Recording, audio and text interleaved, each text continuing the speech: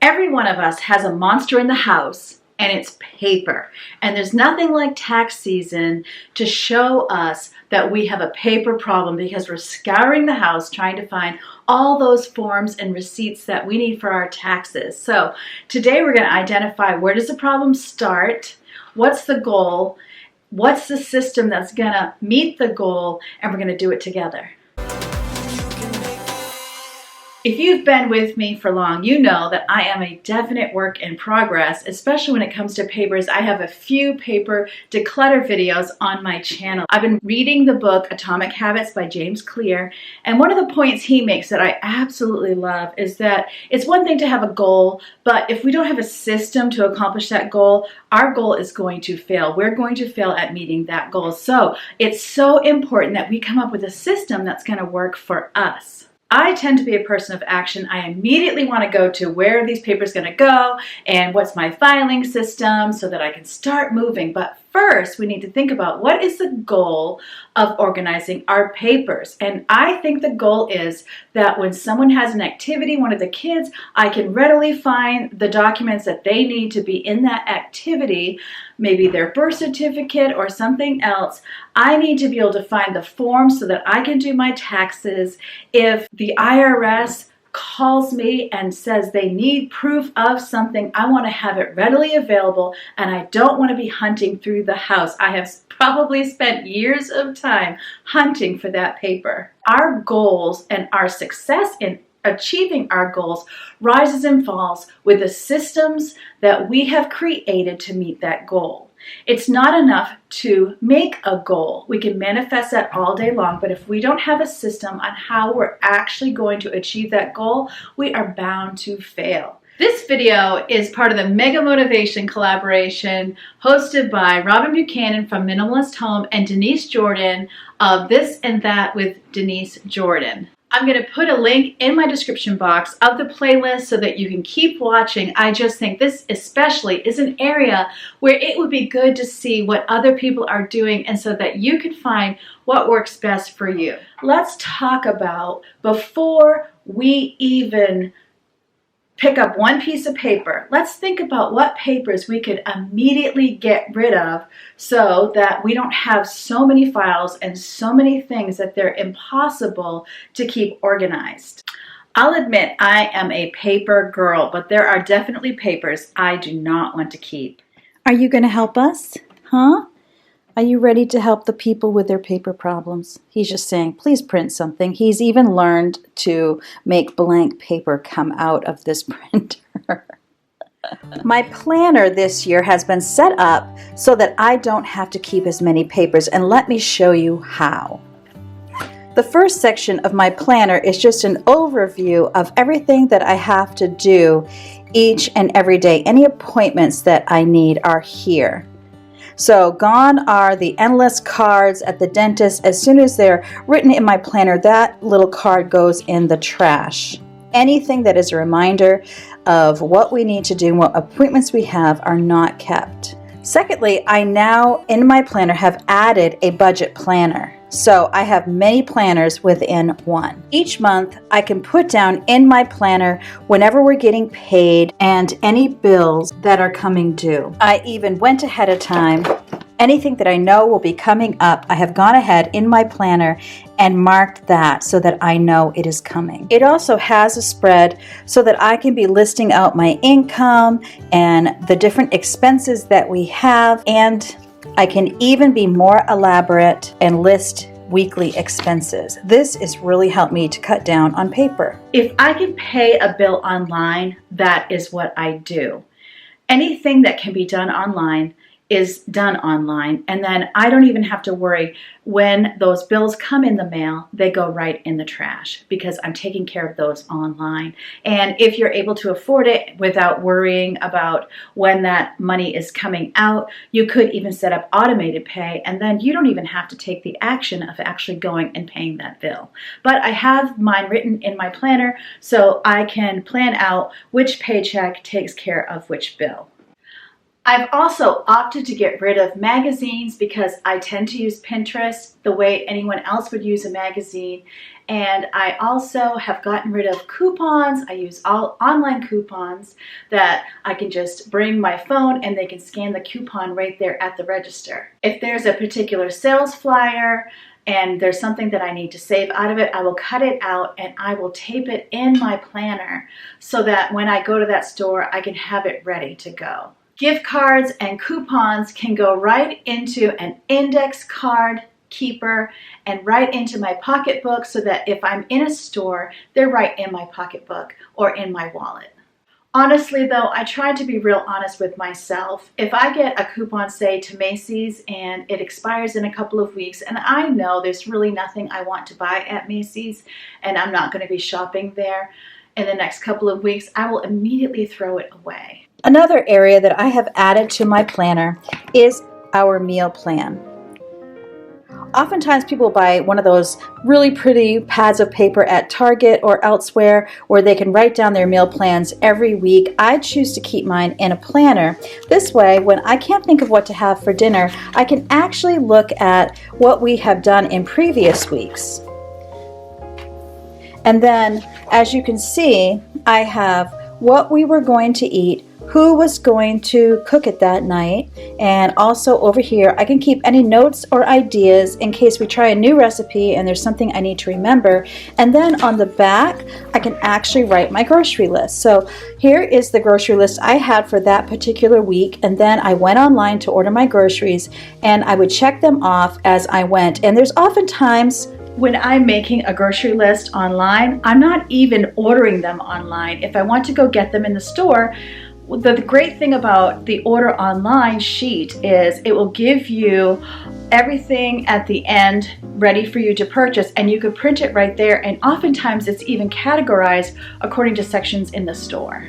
Now that you know what not to keep, it becomes a lot easier to organize yourself for the things that you do need to keep. I'm also keeping my planner right here so I always know where it is and I can just grab it. For most of us, this is where our paper clutter starts, and it is the mail that gets set down on a random counter or island. So the best thing that you can do is, as you bring it in the house, is to quickly go through it over the trash can so that you can get rid of any things that you do not need to file or keep. I've added this habit tracker to my budget section. I've decided that since a lot of mail has to do with budget, it was best to put it in this section since I already had habits in my regular life section. So every time that I am going through daily mail, I'm marking it here by coloring in a dot, and I have one for each week. And then each Saturday that I go through and file any papers left over, I can go ahead and mark it here to track my progress.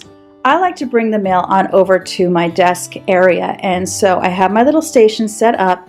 Here's my trash can to throw things away immediately. Here is a bin to put things in I don't have time to file today that I will file on Saturday. And then I have this little, it's actually a laptop holder, and sometimes I will use the back section for my laptop, but this is where I put anything that is actionable that either I or my husband need to deal with right away. All right, so here is my stack, and immediately I see an advertisement that can go. This is something from my daughter's school. I know I won't need the envelope, and so this is my daughter's amazing report card. Ooh, everything starts with a 9. Sweet. Sweet. Since this is a report card, it needs to be filed, so I'll put that in my file box. And then I see that this is a tax document. Love when they say tax return or tax document enclosed, because then I know it's going right in my actionables, and I'm going to show you what I do with my tax documents here in a minute. Student loan refinance, don't need that. A sale at a furniture store, gone. This is, what is this? An advertisement for life insurance, I already have that. This, again, advertisement. See, most of this, 99% of this not needed. And news flyer. And even with flyers, I mean, you can keep them, and there are times I'll grab the one at the store as I walk in maybe to remind me, but I generally look at the store flyer online. If I'm gonna look at a flyer, I'm looking at it online. Tell me in the comments below, do you keep getting magazines you have not ordered? I get this cycle of different magazines all the time, and I haven't ordered them. This one happens to be Good Housekeeping, and so with this one, what I will actually do is look at the front and see, is there a video that I want to make that this would help me with research? If not, it goes in the trash too. I'm not even opening the plastic. Because what happens to me is I open it and I put it somewhere and then I never actually get back to it. So out of that mail pile, I have one thing that needs to be filed, and then I had one thing that was an actionable goal. So you'll notice I chose something with a lid, and that's because my personal style for storage is I don't want to see it anytime, anywhere. My goal for my house is it looks like no one lives here, which obviously bad goal. So this is going to go underneath my desk. It has a lid. It's clear. I can see what's in it. I remember what's in it too. I remember that it's stuff I have to file on Saturday. I'm going to show you my files. Since it is Saturday, I would normally be bringing this out to file, but I also have papers that I never dealt with. And so let's do that first. If you're like me and you have papers that you should have dealt with and you never did deal with and they didn't even make it into the file box, what I would suggest is to set up a separate time in your week to go ahead and declutter the papers. You have your system, and so even if it's something you just set up 5 minutes ago, work your system with what is coming into the home.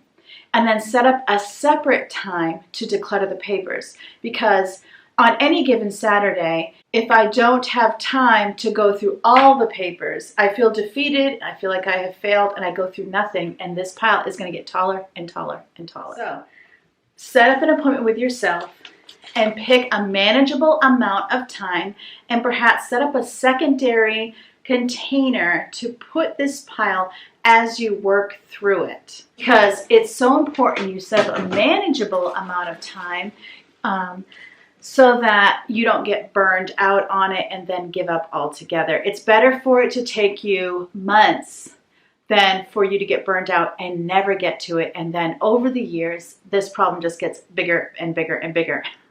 Ask me how I know. So I'm going through this, and one of the things that I see has caused this pile is I have papers and I didn't know if I should keep them or get rid of them. Like I have these planner to-dos that I had made, and so I didn't know if I should keep them or get rid of them, so they ended up in a pile. And I know that both the Minimal Mom and Clutterbug suggest having a box of I might need to keep it later things, so that you're putting off the decision, but it's still nice and neat. Now, as someone who has dealt with clutter in my life, I'm not a big fan of that system. I want to think that I'm going to get through these when it happens and make the decision, because I had a basement full of delayed decisions. But if that's a system that works for you and is not going to get out of hand, then go ahead and do that. And what I find perhaps what you should do is put a date on the calendar monthly to go through that box of delayed decisions. And so that way it's not going to accumulate over years.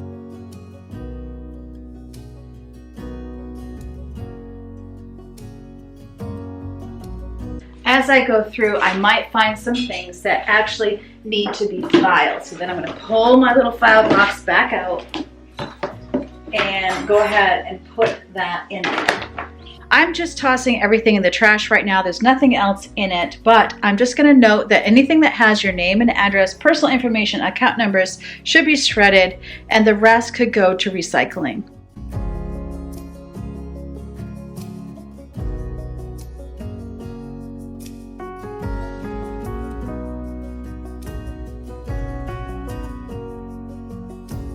All right, so I have this. I'm going to tuck in here because this is for my media kit. It's something that my business mentor has told me to make. So I'm going to keep this with my desk. And then the rest of it would be filed underneath. However, this is actually Saturday, so I need to go ahead and do my filing. I have a small filing cabinet beside my desk. But if you don't have that, they can be a bit pricey. So I would suggest this little handy dandy. It's by True Red. It's a hanging file box. And I love it because, of course, it's plastic. I love it because it is see-through. And I love it because it has a snap lid. And it fits easily on most utility shelves. It also is grooved so that the file folders can fit right in there. You can use file folders that are the same color, of course, or you might want to use different colors so that you can have different categories with different colors, home for one color, kids for another color, however you choose to do it. I like it that it's just so easy to have these hanging folders, and the price point was great. It was just over $12. My favorite part of my file cabinet is actually the bottom. Now, of course, this is actually where I keep my envelopes, and this has all of my any bill information I might need, any passwords and stamps, that sort of thing. So I just tuck that in the front. But what I really love about this that I've never done until last year was I set up one file for each of my kids that I have paperwork on. And I love this because normally what we would do is maybe have birth certificates in one file for everybody and passports, that sort of thing. But now any paper that's important to them, and this would also include Ava's report card that she just got in the mail, will go in their file.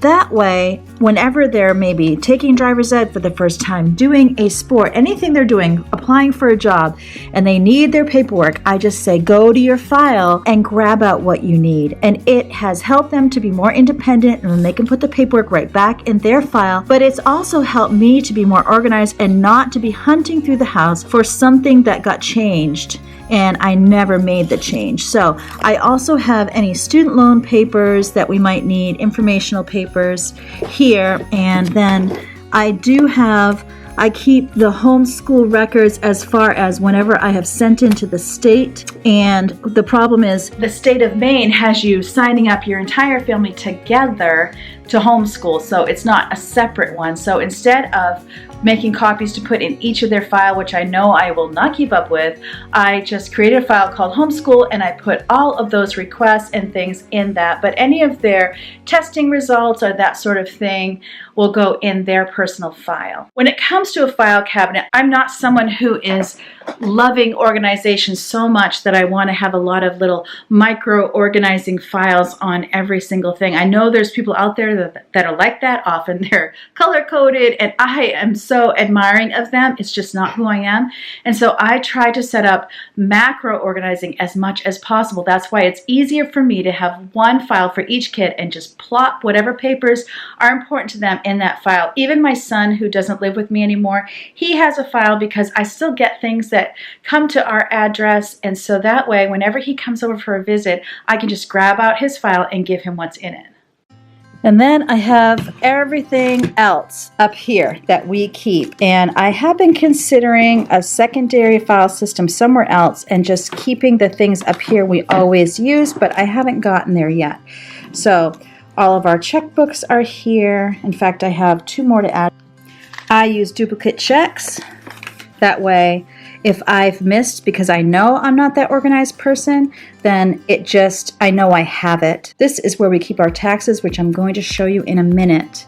And any warranties are here. I just have all the different types of papers that we tend to receive and need to keep. That would be another warning that I would have. Be very careful of watching YouTube videos or reading blogs that give you your categories, and you're setting up categories that you might not actually need. So if you do not have a filing system, I would start with the papers that you need to file now, and I would go ahead and make categories for those, and then you add as you need rather than coming up with categories and then trying to see if you have things to fill those categories. Completely does not make sense to me, because you're going to end up with a lot of extra file folders that you don't need. For example, one of the things that I have here is sermons and funerals, because my husband has done funerals and he preaches sermons. But you do not need to have sermon notes, so my categories are not going to work for you. So also we have a medical savings account, so I do have to keep receipts in case they come back to me and want me to prove the things that I have taken out of my medical savings account. So it's just so important for you to be making sure that your files reflect your needs and not mine. Now I'm going to show you in my file cabinet where I keep those forms that I gather each year for my taxes.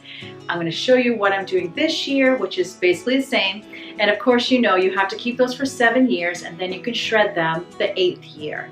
My very simple system is each year I take a Gladlock bag and I label it with the year and taxes in a Sharpie, and then all the forms I need to do our taxes go in this Gladlock bag. When we're done with our taxes, they go in this file, and I see that it's a little bit messy with the Gladlock, but it has been worth it to us to know where they are, and then all of them are self-contained in a Gladlock bag. Since I have everything in this folder for past tax years, and every year I get rid of that 8th year, then I can go to the back of the folder and just remove the 8th year and put it aside to be shredded. At this same time, I quickly go through all of our files and I take out anything that I no longer need. And this is quick. And honestly, if you don't have time to separate recycle to shred, I would say that it's obviously better to shred everything than to risk having something in there that should have been shredded and you ended up recycling it. So I am taking out things that we no longer need, and I'm going to go through my files and do that for each one of these. As a recap for my system to tame that paper monster in 2022, daily I'm going to rifle through the mail and quickly throw away anything I don't need, put things I think need an action in my actionable vertical file, toss things that need to be filed in my box, and of course the trash goes in the trash. Then weekly I'm gonna go to that file box and file everything in it. Now for you, if you are someone who thinks, well, there's often things that I don't know what to do with, I would say a separate keeper for that would be wise. For me personally, I know I'm probably not going to go back to it. But if you need to have that, I would say plan a time on your calendar where you declutter that box at least monthly. Then yearly, and I do this at tax time because that's when I'm going to be getting rid of that 8th year of taxes. Yearly, you want to just rifle through your files and take out any files or papers in files that you no longer need that you can shred or recycle. If you're over here from the playlist, I want to give you a special greeting. I hope you'll introduce yourself in the comment section so that I can say hi to you, since I do love to chat in the comment section. Here at This Mainer Mom, I want to help you create a home you love to fuel a life you love. I want to give you real life help for all those days, every day, when life just gets real. You'll find lots of cleaning motivation, decluttering motivation, as well as DIYs and recipes. So I hope you'll choose to join us. Look in my comment section, you'll see that I have the most positive community you could ever imagine. So click on the subscribe button and tap the little bell notification, selecting all notifications so that YouTube will let you know whenever I upload a new video. The playlist is there for you in the description box so that you can keep on watching. And remember, as always, that God loves you and I love you too, and I can't wait to see you next time.